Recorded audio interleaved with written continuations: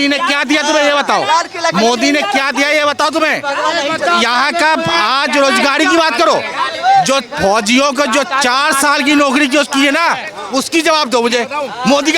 मोदी ने आज फौजी लोग मर जाते हैं तो उसको पेंशन क्यों नहीं मिलती, पेंशन क्यों नहीं मिलती उसे, बात करो ना उसके बारे में, जवाब दो आप उसके बारे में।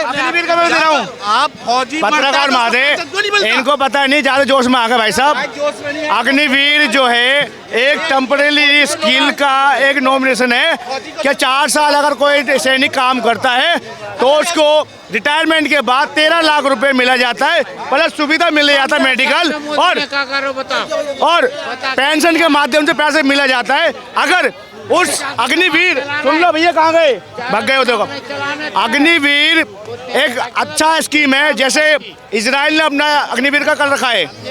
क्या कभी भी अगर हमें जरूरत पड़ेगा हमें सैनिक का तो वो वापिस हमें ले सकते हैं। और सैनिक का जो अग्निवीर का जो स्कीम है 100 में से 25% वो अपना रिजर्व रख रहे हैं, 25% वो अनरिजर्व रख रहे हैं, वो बाद में हमारी सुविधा काम आ सकता है।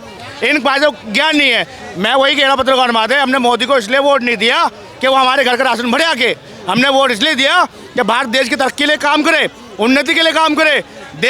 भारत देश कितना शक्तिशाली बन रहा है, हमने इसलिए वोट दिया है। अगर हमारे सक्षम होंगे, हम एजुकेशन हमारी होगी तो हम खुद अपने आप में ले लेंगे और अपनी शिक्षा से लेंगे पैसे, रोजगार भी अपनी शिक्षा से लेंगे, नौकरी भी अपनी शिक्षा से लेंगे। ये भीख मंगे नहीं है, भीख मंगे वो हैं जिनका एजुकेशन नहीं है, 10 पास है, भीख मांग रहे जाके नौकरी चाहिए हमें। भाई नौकरी कैसे चाहिए उनको, ये बताओ मुझे आप। 10 पास है तो भाई भीख मंगा हो गया, 10 पास है तो भीख मंगा। 10 पास कौन सी नौकरी मिलेगा मुझे ये बताओ, जब उसके पास कोई स्किल नहीं है, चाहे वो पुलिस का हो, चाहे सैनिक का हो, चाहे SSB का हो, अगर उसके पास स्किल नहीं है तो उसको जॉब कहाँ से मिल जाएगी, बताओ मुझे कहाँ से मिल जाएगी। राहुल गांधी पढ़ा लिखा नहीं रहते तो मोदी प्रधानमंत्री होके हाथ नहीं मिलाते हैं, वो हाथ नहीं मिलाते हैं। राहुल गांधी पढ़ा लिखा था तो पूरा विदेश के पत्ता खुल गया था, तब मोदी जी हाथ मिलाने गए थे।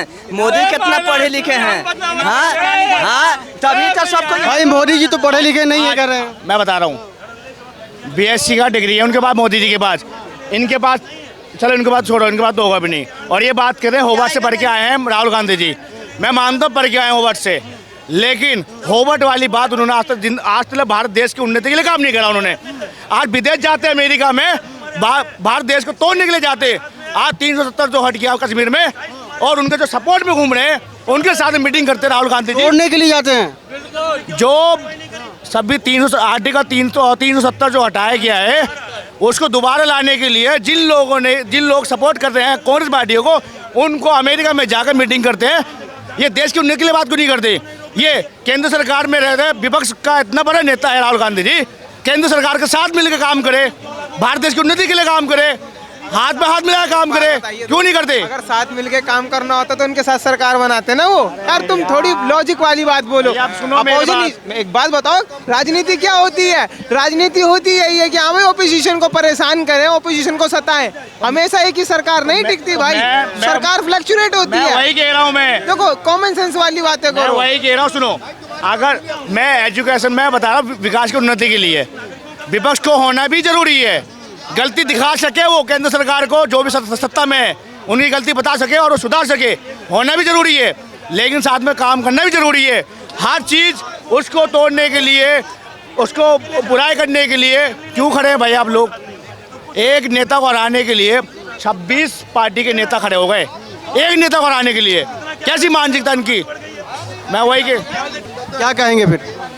अरे तो क्या बीजेपी अकेले इलेक्शन लड़ती है क्या, वो भी तो बहुत पार्टियों को जोड़ करके लड़ती है, अकेले थोड़ी लड़ती है, वो भी तमाम पार्टियां जोड़ करके लड़ती है, तमाम पार्टी जोड़ करके लड़ती है, वो अकेले नहीं लड़ती है। और जो है ना, बात ये है कि राहुल गांधी और मोदी जी की बात रही, भैया 10 साल बीत गए हैं, 11 साल हो गए। मोदी तो कोई, वो राहुल गांधी तो प्राइम मिनिस्टर थे नहीं कभी, कि थे नहीं थे ना, रिप्लाई करते। हाँ, अब राहुल गांधी जो है उनसे सवाल थोड़ी पूछा जाएगा, सवाल तो पूछा जाएगा मोदी जी से। बिल्कुल पूछा जाएगा, सवाल तो उनसे पूछा जाएगा भाई, बिल्कुल पूछा जाएगा। जो केंद्र सरकार है उससे जरूर पूछा जाएगा, क्या गलती करी जरूर पूछा जाएगा उससे। लेकिन जो विपक्ष में बैठे हैं उनसे भी सवाल पूछा जाएगा कि आपने केंद्र सरकार के साथ कितना मिलकर काम करा है, ये भी उनसे पूछा जाएगा। क्यों नहीं जवाब देते भारी संसद में खड़े होके। और भाई साहब, कांग्रेस ये कहती है कि काम पर वोट नहीं मांग रहे भाजपा वाले। कांग्रेस कह रही है कि काम पर वोट नहीं मारेंगे, बटेंगे कटेंगे, एक है तो नेक है, ऐसे मुद्दों पर वोट मांगा जा रहा है।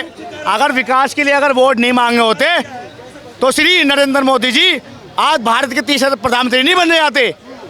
तीसरी बार क्यों जिताया?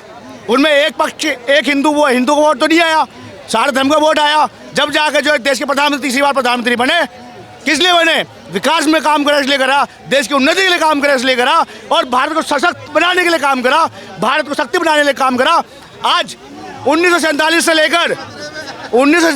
लेकर आज 2024 तक एक नेता मैंने नहीं देखा जो एक विदेशी प्रधानमंत्री आके मोदी जी का पैर छू रहा हो, भारत देश का पैर छू रहा हो, आके रिस्पेक्ट कर रहा हो। और क्या चाहिए हमें? इससे बड़ी उपलब्धि और क्या चाहिए हमें? बताओ मुझे पत्रकार महोदय। और मोदी जी और क्या चाहिए आपको? हमारा मोदी जी जब हमारा हिंदुस्तान का बुराई जब बाहर जाके करते, वो बात क्यों नहीं बोला भाई आपने? बताओ, जो हमारा देश निराशा में था 2014 से पहले, हम निराशा में थे, हम पत्ता पहन के घूमते थे, खाना नहीं खाते थे, और मोदी जी एक बहन और भी दिया था। जो ऐसा हिंदुस्तान का अंदर मुझे पैदा होना पड़ा, भगवान ने कौन सी काली रात था जो भगवान ने मुझे ऐसे हिंदुस्तान में जन्म दे दिया।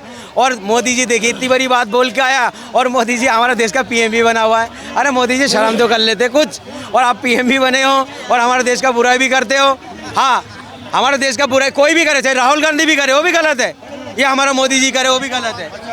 भाई अच्छा ही तो आप गिनवा रहे हो, बुराई भी तो गिनवाओ। दिल्ली की बात कर लेते हैं। दिल्ली के अंदर में कैलाश गहलोत साहब चले गए उधर भाजपा के पाले में। अब ये पता है पत्रकार महोदय, अभी आम आदमी पार्टी का आरोप है कि श्री कैलाश जी को CID CBI डर कर दिखा के आज वो बीजेपी ज्वाइन कर ली। वहाँ पे तो कह रहे हैं, खुल के कह रहे हैं। उनको मैं पत्रकार महोदय कहना चाहता हूँ, कैलाश गहलोत जी इतने अच्छे नेता हैं, उनको निष्पक्ष काम करने के लिए नहीं दे रहा था आम आदमी पार्टी, केजरीवाल जी और आतिशी जी, इस वजह से वो जो है इस्तीफा देके बीजेपी पार्टी में ज्वाइन हुआ। वो उनका काम करने नहीं दे रहे थे, बिल्कुल काम नहीं देते। ऐसे ही कुमार विश्वास थे, ऐसी और अन्य नेता थे, उनको भी ऐसे चले गए वहाँ पे आम आदमी पार्टी छोड़ के। सर बात सुनो, भाई काम नहीं करने दे रहे थे इसलिए भाजपा में चले गए वो तो। बीजेपी का काम क्या है? जो दूसरी पार्टी को कमजोर करने के लिए उसको क्या करता है पता है? उनकी पार्टी को नेता को खरीद लेता है। अब बिहार से 4 को खरीदा था ना MLA को बीजेपी सरकार, हरियाणा में 3 को खरीद लिया बीजेपी की सरकार। ये कौन सी नई बात बता रहे हो? अगर आम पार्टी से एक ने खरीद लिया बीजेपी ने तो कौन सी बड़ी बात है भाई? इन पे तो धब्बा पहले ही लगा हुआ है ना। एक बात सुनो सर, अगर आप सफ़ेद शर्ट पहना हो ना, इसमें अगर घुट के निशान पान का जो को भी एक बात तो मतलब सोचनी होगी कि भाजपा के जो नेता है वो बिकते नहीं हैं, और कांग्रेस हो या आम आदमी पार्टी के जो नेता है वो बिक जा रहे हैं। भाई जहाँ नोट देखोगे ना, जहाँ आप नोट देखोगे वहीं तो जाओगे। कांग्रेस के पास नोट नहीं है, बेइंतहा पैसा है। 1947 से लेकर 2011 तक करोड़ों रुपए जो है ब्लैक मेल के नाम पे रखे हुए अपने पास, वो पैसा कहाँ गया? कोई खरीदा है? नोट नहीं खरीदा है। कांग्रेस ने कोई नेता खरीदा पहले बताइए? चल इनके पास बहुत पैसे है। नहीं,